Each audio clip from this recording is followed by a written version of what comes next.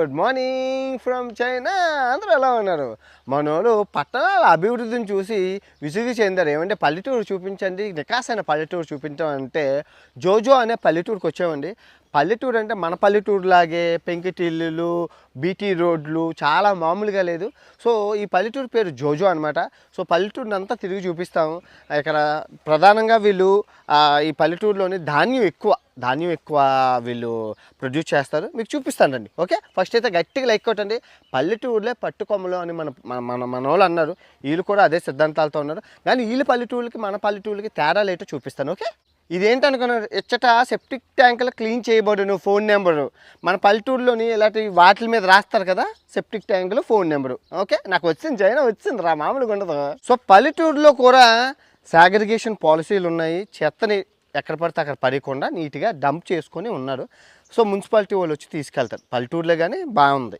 పల్లెటూరుకి వెళ్తాను క్లోయి లంగావాణి వేసుకుంది. లంగావాణి మీరు చూసుకుంటే రోడ్లు ఇంక తారు రోడ్లు కూడా లేవు, మామూలు రోడ్లే. ఇటుకలు రోడ్లు చూసారా, రోడ్లు ఎలాగున్నాయో అదిగా.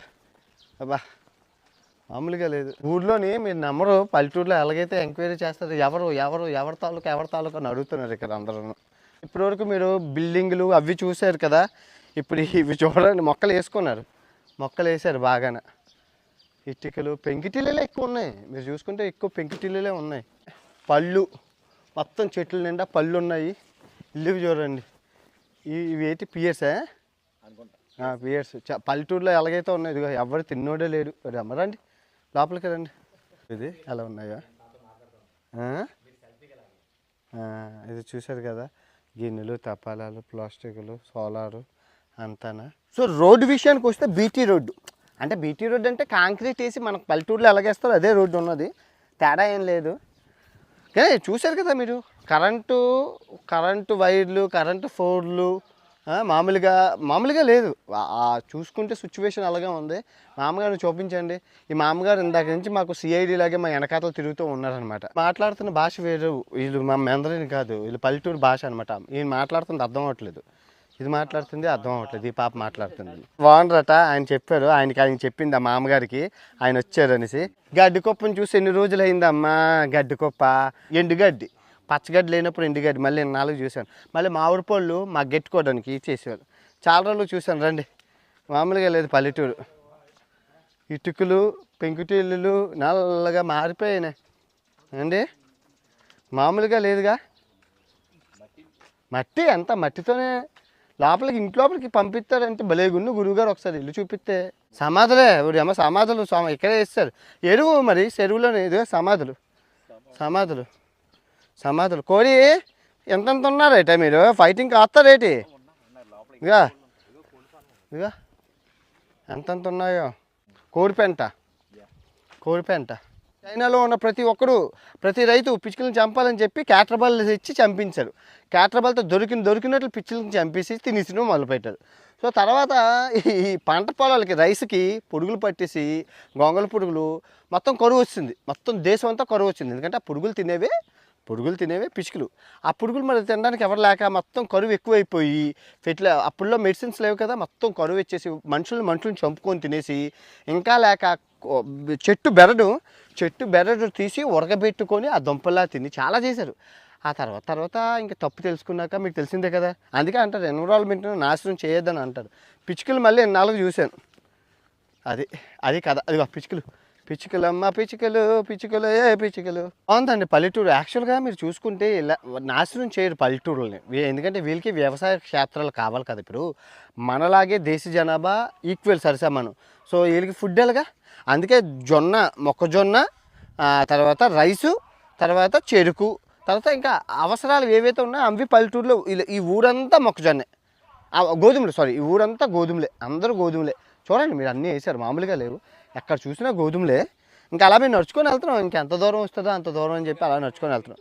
ఓకే పిల్లలు జాగ్రత్తగా వినండి. మీకు వచ్చే జనరల్ నాలెడ్జ్ క్వశ్చన్, ప్రపంచంలో అత్యధికంగా గోధుమలు పండించే దేశం ఏది? Option A China, option B India, option C Russia. అందరూ దేనికి ఓటేస్తే దానికి 1 మార్క్ వస్తుంది. చైనా. ఆప్షన్ ఏ చైనా, తర్వాత ఇండియా. గోధుమలు ఎక్కువగా పండించే దేశం ఏది అంటే తక్కువని ఏం చెప్తారు? చైనా అని చెప్పారు. చూసారు కదండి ఈగలు, మొత్తం ఈగలు అన్నీ మొత్తం యాంటమైన లాగా ఈగలు విపరీతంగా ఊగేస్తున్నాయి. ఈగలు మామూలుగా లేవు. ఈగలు అమ్మ ఏదో తేనెటీగల్లాగే అన్ని పొలాలు అండి. మొక్కజొన్న కంకులు మనకు వస్తే మొత్తానికి మొక్కజొన్న కంకులు ఇప్పుడిప్పుడే పుడుతున్నాయి. ఇదిగోండి ఇవేటి అనుకున్నారు? వేరుశెనగ. మాకు తెలిసి ఇది వేరుశెనగ. ఎల్లో కలర్ పువ్వు ఉంటుంది. ఇదిగో ఇది ఎట్టుకొని ఇప్పుడు లాగితే వేరుశెనగ బయటకు వస్తుంది. శనక్కాయలు తెద్దాం ఏంటి? ఎవరు లేరు కదా. వేరుశెనగ తిడతారులేండి, ఎందుకు మా శనక్కాయలను దుబ్బెత్తనవరా అనేసి. వాళ్ళు జనాలు దండయాత్ర బాగా చేశారండి, బాగానే ఉన్నాయి. పల్లెటూరులో ట్రాన్స్ఫార్మర్స్ మొక్కజొన్న కొంకిలోను ట్రాన్స్ఫార్మర్స్ బాగుంది.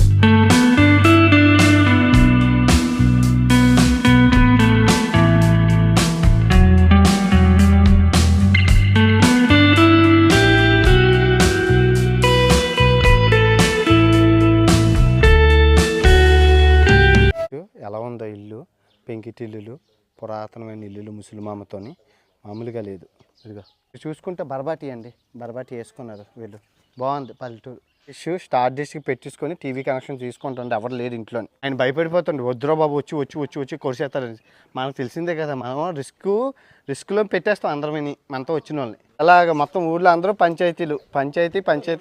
గోంగూర ఇక్కడ చెరువు పక్కన తీసుకుంటున్నారు. ఇదిగోండి మీరు చూసుకోవచ్చు. ఇదిగో గోంగూర తోటకూర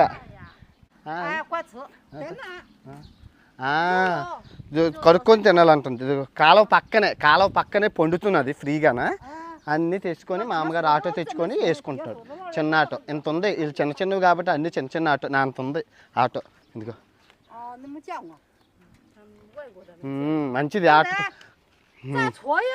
ఇందుదా ఇందు సో ఇదంట బాగుంది. నేను భారత ఖండపు యాత్ర ఆల్ ఇండియా ట్రిప్ ఏది ఈ ప్రపంచ యాత్రకు ముందు ఇండియా అంతా తిరిగాను, చూశాను. భారతదేశం యొక్క పల్లెటూరు, మన స్టేట్ అనే కాదు అన్ని స్టేట్లో చూశాను. పరిస్థితులు ఎలాగ ఉన్నాయంటే సెంట్రల్ స్టేటు ఇదిగో ఈ పల్లెటూరుకి ఈ రోడ్లు మంజూరీ ఇంత నిధులు ఏది 5 కోట్లు శాంక్షన్ చేసాం, 6 కోట్లు శాంక్షన్ చేసామంట. అది ఎమ్మెల్యేలది చేతులు తరిచి, ఆ తర్వాత జడ్పీటీసీలు ఎంపీటీసీలు వాళ్ళు చేతులు తరిచి. సో ప్రజల దగ్గరికి వచ్చేసరికి ఏముండవు. ఎన్నో పల్లెటూర్లు చూసాను, అన్ని బొక్కలు ఉన్నవి. కొన్ని పల్లెటూరులో నాయకులు బాగా చేశారు, కొన్ని పల్లెటూర్లు. సో పల్లెటూరు అభివృద్ధి చెందాలంటే మెయిన్ మీరు ఎన్నుకున్న నాయకుడి మీద ఆధారపడి ఉంటుంది. ఆయన దగ్గర మాట తీసుకోవాలి, ఆ మాట నిలబెట్టకపోతే చెప్పించుకొని కొట్టాలి. అలా కొట్టిన రోజే మన పల్లెటూర్లు బాగుపడతాయి. ఈ పల్లెటూరులో అయినా చూసి సిగ్గు తెచ్చుకుంటానని నేను కోరుకుంటున్నాను. ఇందుదా బాయ్. అందరూ పల్లెటూరులో ఎక్కడైనా అంతే, అందరూ పలకరించడానికి వచ్చారు. Boy India boy. నిజంగా గ్రేటు. లోపలికి చూపిస్తే ఎవరైనా ఇదిగోండి మీరు చూస్తున్నారు కదా ఇవన్నీ, అది ఫ్యాక్టరీ. ఎవరు లేరు, వెళ్ళిపోదాం వెనక్కి. ఎలా ఉందండి చైనాలో ఈ పల్లెటూరు? జోజో పల్లెటూరు బాగుందా? నిజంగా పల్లెటూరులు పట్టుకొమ్మలు అన్నందుకు చైనాలోని బాగానే ఉన్నాయి. కాకపోతే ఇంకొక విషయం చెప్తాను, పల్లెటూరులో అయినా మనం తక్కువ దాన్ని చిన్న చూపు చూపించకుండా పల్లెటూరుని అభివృద్ధి చెందించాలి. అభివృద్ధి చెందాలంటే ఏంటి? ఆ పొలాలన్నీ నరికేసి ఫ్యాక్టరీలు కట్టాలి, అదే కాదు. పల్లెటూరులాగే ఉంచి వాళ్ళకి నూతన యంత్రీకరణ అంటే యంత్రాలు అప్డేట్ వెర్షన్స్ ఇచ్చి, సో 1000 కేజీలు ఉత్పత్తి చేసేవాళ్ళు 2000 కేజీలు ఉత్పత్తి చేసినట్లు ఎప్పటికప్పుడు ఆధునీకరణ చేస్తూ వీళ్ళకి అంటే మీకు చూపించలేదు, రోడ్లు బాగానే ఉన్నాయి, రోడ్ ట్రాన్స్పోర్టేషన్ బాగానే ఉంది, అన్ని బాగా ఉన్నాయి. పల్లెటూరు కొంచెం దూరం వస్తే అన్ని ఫెసిలిటీస్ ఉన్నాయి. కరెంటు, రోడ్డు పర్ఫెక్ట్గా ఉండాలి. వీళ్ళకి కరెంటు, రోడ్డు పర్ఫెక్ట్గా ఉంది. 24 అవర్స్ కరెంట్ ఉంది. సో రైతులకి ఏ ఇబ్బంది లేదు. వర్షాలు ఈరోజు ఉన్నాం కానీ వర్షమే పడుతుంది. సో సకాలంలో వర్షాలు, అవి పడకపోయినా డ్యాములు, కాలువలు అన్నీ ఉన్నాయి. సో దీన్ని బట్టి పల్లెటూరులో అభివృద్ధి చెందాయన్న చెప్పచ్చు. వీళ్ళు పల్లెటూరులో పేరుకే పల్లెటూరు కానీ అభివృద్ధి అయితే చెందాయి. ఇక్కడ నుంచి అన్ని సిటీకి ట్రాన్స్పోర్టేషన్ అవుతుంది, అన్ని గోడౌన్లు అన్నీ ఉన్నాయి. వీలైతే అవి చూపించడానికి ట్రై చేస్తాను. ఓకే, ఈ వీడియో ఎంతతో సమ్మతం. తిరిగి మరో వీడియోతో కలుసుకుందాం చైనా పల్లెటూరు నుంచి. జై హింద్.